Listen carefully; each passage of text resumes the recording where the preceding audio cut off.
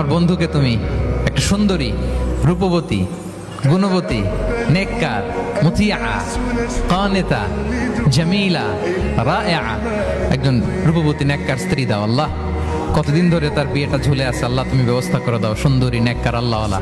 তো সে তো তার বন্ধুর জন্য প্রাণ ভরে দোয়া করতেছে, আর তার স্ত্রী ওয়াইফ পাশেই ইফতারি রেডি করতেছিল। এই দোয়া শুনে মহিলা তো তেলে বেগুনে জ্বলে উঠছে, দৌড়ে আসে বলছে, এই তুমি কিসের দোয়া করো, রাখো। সে বেচারা মোনাজাতের মধ্যে তো ভরকে গেছে, ভয় বলে কি হইলো, আমি তো দোয়া করতেছি আমার বন্ধুর জন্য। তো মহিলা বলে, তুমি কি মনে করছো আমি হাদিসটা জানি না?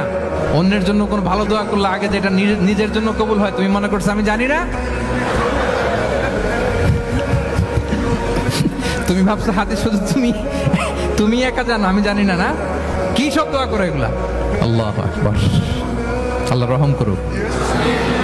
প্রিয় ভাইরা, এটা বলার উদ্দেশ্য হচ্ছে আপনি ভালো কিছু অন্যের জন্য চাইলে আল্লাহ তাআলা এটা নিজের জন্য কবুল করে নেয়।